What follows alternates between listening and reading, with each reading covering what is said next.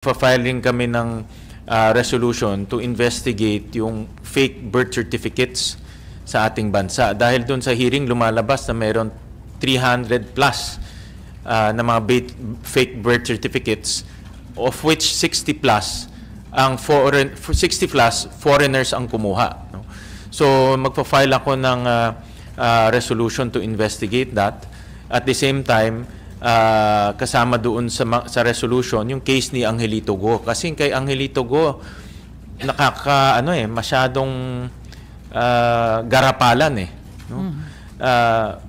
Hindi lang isang beses niya finake yung birth certificate, 4 na beses siya nag-fake ng birth certificate. Makikita natin doon, aside from kay Alice Go, meron yung kay Sheila Go, kay Seaman Go, kay Wesley Go, lahat fake ang binigay na information. No? Doon sa pangalan ng father, sinulat niya doon, lahat Angelito Go. Pero ang pangalan niya is Jiang Jong Go. Tinanong doon, nationality, sinulat niya Filipino. Pero ang kanyang nationality, Chinese. 4 times niya ginawa yon. Yung date of marriage, naglagay siya ng date doon na wala naman marriage certificate. At ang kasamaan pa, yung year ni Alice Go at Sheila Go, iba sa year ni Seaman Go at ni Wesley Go. So halatang nagsinungaling siya para makakuha ng fake birth certificate. No? So itong si Angelito Go, isasama ko sa resolution para mapatawag rin. At dahil binaboy niya yung late registration ng ating bansa.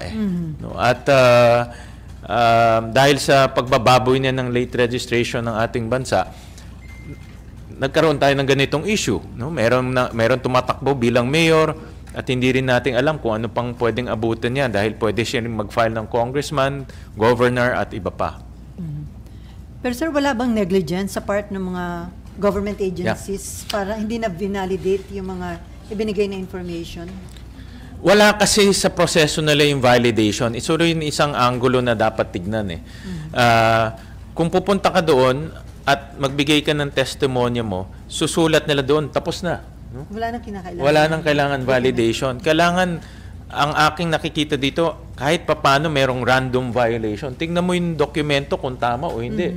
Kung nagsinungaling siya or nagbigay siya ng peking mga supporting documents. No? So, walang ganun Walang ganun na nangyayari. So, meron talagang defect yung ating late registration process and birth certificate process na rin. Bigyan ko kayo ng halimbawa. Pwede mo lang isulat doon na hilot ang ginamit mo hilot ang ginamit mo doon sa pagpapanganak. Pero hindi natin alam kung sino yung naghilot nun. Dahil yung nanghilot naman, wala namang lisensya yun. Unlike a midwife, may lisensya. Unlike a nurse, may lisensya. Ito, walang lisensya. So, kumbaga, hindi natin alam kung sino talaga ang gumawa para ipanganak ka. No? So, may mga ganun na kailangan nating ayusin para maging mas accurate yung birth certificates natin. So, may mga reforms na dapat ipatupad sa ilang batas natin? Sir? Ang nakikita kong 3 legislative proposal dahil dito sa investigation. Una, total ban ng POGO immediately. Pangalawa, pag-aayos ng late registration at birth certificate process natin. Pangatlo, ihiwalay na yung regulatory at operating responsibilities ng PAGCOR.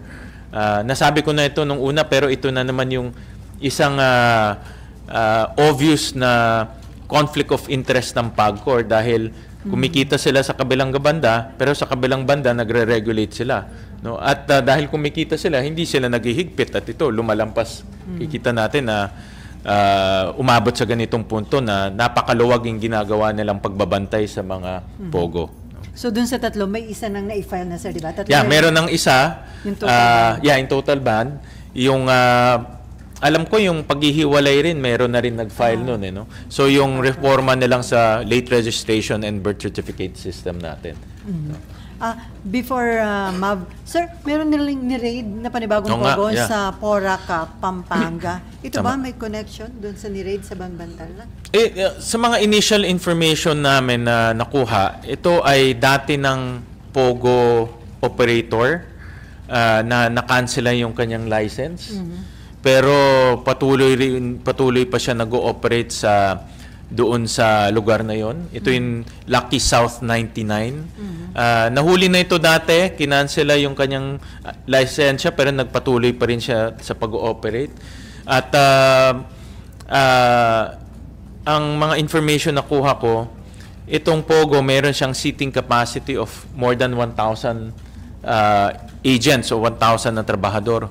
Pero nahuli lang 140 plus because apparently nung nag-file ng search warrant ang PAOK, meron nag-tip dito sa mga operator. So, ang kutob ko dito, hindi lang enforcement agency, pati judiciary, meron na silang mga tao. Dahil kung mapapansin natin itong mga last few warrant of arrest na nangyari, puro sa Bulacan courts eh.